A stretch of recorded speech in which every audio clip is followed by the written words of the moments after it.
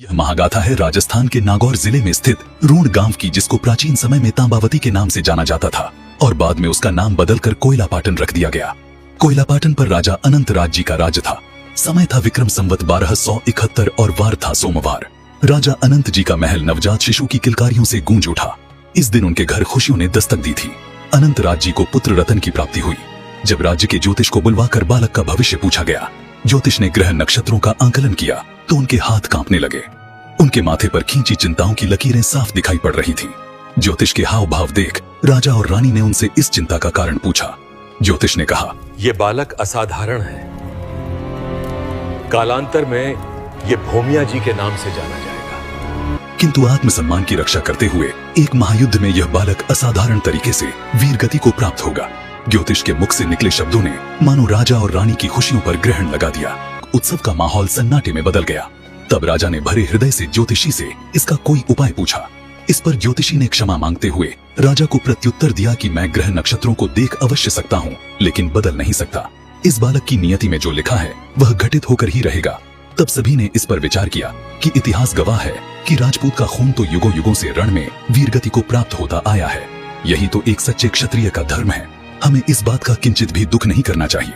हमें तो इस बात का उत्सव मनाना चाहिए कि ऐसे वीर का जन्म हमारे घर हुआ है। जिसके बाद महल में पुनः खुशियों का माहौल छा गया और राजपुरोहित द्वारा हुए नामकरण संस्कार में बालक का नाम सिंहड़देव सांखला रखा गया। इसी प्रकार थोड़ा समय और गुजर गया। सिंहड़देव के नन्हे कदम अब आगे बढ़ना सीख रहे थे। सिंहड़देव बचपन से ही शास्त्र और शस्त्र दोनों में ही रुचि रखते थे और इसी के परिणाम स्वरूप सिंहड़देव युवावस्था तक आते आते शास्त्र और शस्त्र विद्या में निपुण हो चुके थे। एक बार अपने राज दरबार में बैठे सिंहड़देव जी ने अपने साथियों और मंत्रियों से प्रश्न किया, मैं ऐसे कौन से देवी या देवता की पूजा करूं जो रणभूमि में मेरी सहायता करेंगे? महाराज, आपको रणचंडी माँ भगवती चामुंडा की आराधना करनी चाहिए, क्योंकि युद्ध में अगवाही करने वाली माँ भगवती चामुंडा अथवा माँ काली ही है। सिंहड़देव जी ने युवावस्था से ही रणचंडी माँ भगवती चामुंडा की आराधना करना प्रारंभ कर दिया था, जिससे माता ने प्रसन्न होकर सिंहदेव जी को वरदान दिया कि हे सिंहड़देव, तुम्हारी टक्कर का योद्धा इस संपूर्ण भारत भूमि पर नहीं होगा और युद्ध भूमि में कोई भी बड़े से बड़ा योद्धा तुम्हारा सामना नहीं कर पाएगा। माँ से वरदान पाकर सिंहदेव अत्यधिक प्रसन्न हुए। सिंहदेव जी की 5 रानियां थीं। उस समय दिल्ली पर अलाउद्दीन खिलजी का शासन था और सत्ता के मध्य में चोर अलाउद्दीन खिलजी ने एक ऐसी कुप्रथा चला रखी थी जिसके दौरान एक ऐसा नियम बना दिया गया था कि जिनके यहाँ भी नई शादी होगी तो दुल्हन की डोली सर्वप्रथम उसके हरम में जाएगी। अलाउद्दीन खिलजी जब चाहे जिसके घर से डोली अपने हरम में बुलवा लेता था। खिलजी के खौफ से दुल्हन के परिजन उसे डोली में बिठाकर अलाउद्दीन के पास भेज दिया करते थे और जब खिलजी का मन भर जाता तो वह कुछ दिन उपरांत दुल्हन को वापस भिजवा देता था। इसी दौरान किसी ने अलाउद्दीन खिलजी को खबर दी कि कोयलापाटन के राजा सिंहदेव की रानियां बहुत ही खूबसूरत है, जैसे अलाउद्दीन खिलजी ने अपनी कुदृष्टि रानी पद्मिनी पर डाली थी। उसी प्रकार अलाउद्दीन खिलजी ने सिंहदेव जी को शाही फरमान भिजवाया, जिसमें धमकी भरे शब्दों में सिंहदेव को उनकी रानियों को खिलजी के हरम में भिजवाने की बात कही गई थी और अगर उन्होंने ऐसा नहीं किया तो युद्ध के लिए तैयार रहे। खिलजी का फरमान सुनते ही सिंहदेव जी का खून खोल उठा। अलाउद्दीन खिलजी के फरमान का प्रत्युत्तर देते हुए सिंहदेव जी ने कहा, जाओ और खिलजी से कह देना, जब तक सिंहदेव की देह में रक्त का एक कतरा भी मौजूद है, रानियों के डोले भिजवाने तो दूर, अलाउद्दीन की कुदृष्टि किसी भी हिंदू की चाय पर पड़ने तक नहीं दूंगा। जिस पर चिंतित होते हुए सिंहदेव जी के भाइयों ने उनसे कहा, खिलजी की सेना बहुत ही विशाल है, हम मुट्ठी भर सैनिक लेकर उसका सामना कैसे करेंगे? तब रुबीले सिंहदेव जी ने सिंह के समान दहाड़ लगाते हुए कहा, गज थके नहीं गज केसरी, मर्द थके नहीं मजबूत, सिंहड़ थके नहीं साख लो। सिंहड़देव उनमें से नहीं जो गीदड़ों की विशाल फौज को देखकर डर जाए। सिंहड़देव सांखला उनमें से है जो जरूरत पड़ने पर अकेला ही पूरी फौज से भीड़ जाए। जिस पर सिंहदेव जी के भाइयों ने कहा कि हम आपके शब्दों का सम्मान करते हैं, किंतु इस युद्ध से अनेकों निर्दोष मारे जाएंगे, हमें इस होने वाली जनहानि को टालने की कोशिश करनी चाहिए। तब सिंहदेव के एक भाई ने यह कहा, क्यों ना हम अलाउद्दीन खिलजी को मूर्ख बना दें, और सारी योजना सिंहदेव जी को कह सुनाई। योजना के अनुसार सिंहदेव जी ने अलाउद्दीन को संदेशा भिजवाया, हम रानी को आपके पास भेज देंगे, परंतु हमारी 2 शर्तें हैं। आपको रानी का मुख देखने से पहले उससे विवाह करना पड़ेगा और रानी अपना आगे का जीवन आपके हरम में ही व्यतीत करेगी। अलाउद्दीन ने खुशी खुशी सिंहदेव जी की शर्तें मंजूर कर ली। अलाउद्दीन खिलजी को मूर्ख बनाने की योजना के अनुसार सिंहदेव जी ने अपनी एक दासी को बुलाया जो महल के झूठे बर्तन साफ किया करती थी और अस्तबल में घोड़ों की ली साफ किया करती थी। सिहदद देव जी ने दासी को अपनी योजना बताई और कहा कि डोले में तुम्हें रानी बनाकर भेजा जाएगा। रानी बनने की बात सुनकर दासी खुशी खुशी मान गई। योजना के अनुसार दासी को रानी बनाकर खिलजी के हरम में भेज दिया गया, जहाँ खिलजी ने उससे विवाह कर लिया। महल में हाथी घोड़ों की ली साफ करने वाली दासी अब दिल्ली के बादशाह की बेगम बनी बैठी थी। दासी की खुशी का कोई ठिकाना न था। समय गुजरता रहा और कुछ महीने बीत गए। इस दौरान दासी गर्भवती हो चुकी थी। दासी को गर्भ धारण किए हुए 9 महीने बीत चुके थे।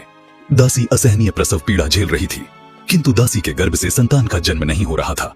खिलजी ने अच्छे से अच्छे दाई काजी और हकीमों को बुलवाया, किंतु कोई फायदा नहीं हुआ। तब खिलजी की बाकी बेगमों ने आकर दासी से पूछा कि सांखली रानी आखिर आपकी समस्या क्या? असहनीय प्रसव पीड़ा झेलते हुए दासी ने कहा, मेरे नगर के महल में एक शिवकुंड स्थित है।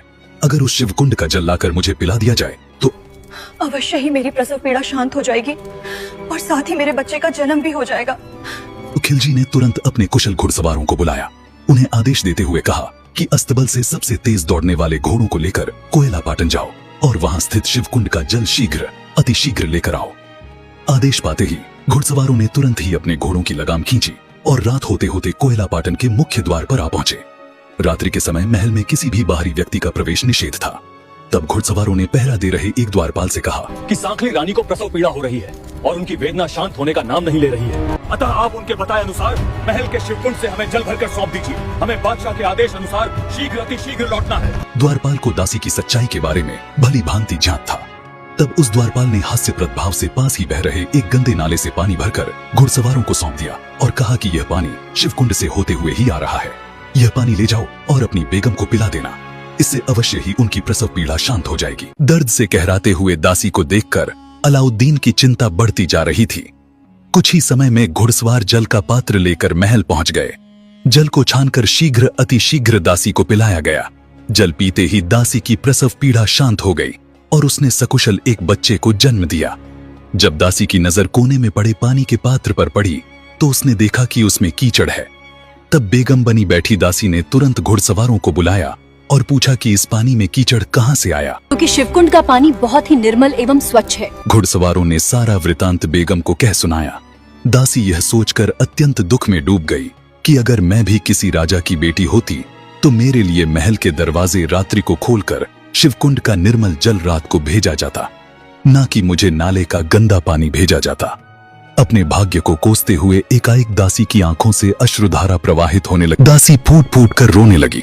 दूसरी तरफ जब अलाउद्दीन खिलजी को यह सूचना मिली तो अपने शहजादे को देखने की इच्छा लिए खिलजी खुशी से दौड़ता हुआ दासी के कक्ष में आ पहुंचा। खिलजी ने जैसे ही कक्ष में प्रवेश किया तो यह देख हैरान रह गया कि इस खुशी के अवसर पर उसकी बेगम फूट फूट कर रोए जा रही है। खिलजी ने जब उनके इस प्रकार रोने का कारण पूछा तो दासी ने कोई प्रत्युत्तर नहीं दिया। तब खिलजी ने अपना प्रश्न दोहराते हुए बेगम से कहा कि सांखली रानी, आप हमें केवल एक बार उसका नाम बता दीजिए, जिसकी वजह से आज इस खुशी के अवसर पर आपकी आंखों से अश्रुधारा प्रवाहित हो रही है। हम तत्काल उसका सर कलम करवा देंगे। मुझे बार बार सांखली रानी कहना बंद कीजिए। मैं कोई सांखली रानी नहीं हूँ। मेरी जाति सांखला नहीं है। मैं तो उनके महल की बस एक तुच्छ दासी थी जो उनके झूठे बर्तन साफ किया करती थी और उनके महल में हाथी घोड़ों की ली साफ किया करती थी। मुझे रानी बनाकर आपके साथ निकाह करवा दिया। वीडियो अच्छी लगे तो जय मां भवानी जरूर लिखें।